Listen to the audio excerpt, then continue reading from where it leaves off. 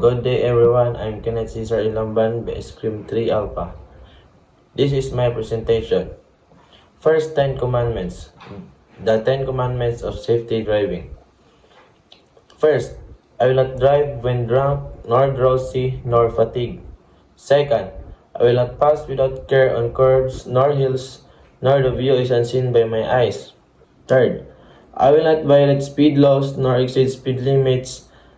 Fourth, I do not disobey highway signs and traffic signals. Fifth, I do not make a twist without signaling my intention. Sixth, I do not accelerate my speed at school, playgrounds, hospital, and other dangerous zones. 7. I will not be careless when crossing at intersection. 8. I do not glare my headlights on approaching cars at night. 9. I will slow down when twilight comes and unsafe road conditions are before me. 10. I will be cautious and respectful of the rights of every driver and pedestrians. The second 10 commandments of road safety.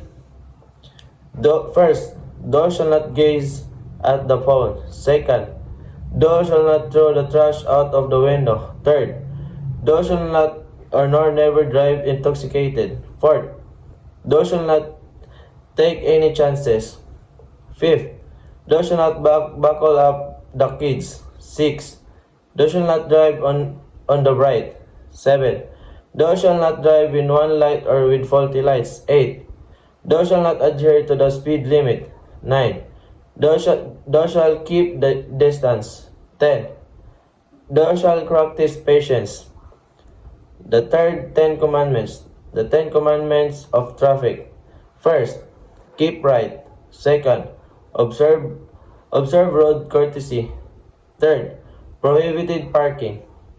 Fourth, in doubt, do not overtake. Fifth, the bus stop rule, lining up on the bus stop zone. 6. Rule to prevent or untangle traffic jams. 7. Observe traffic management measures. 8. The philosophy of Pinoy driver, first come first serve vehicle. 9. On pedestrian. 10. Remember the international driving safety reminders.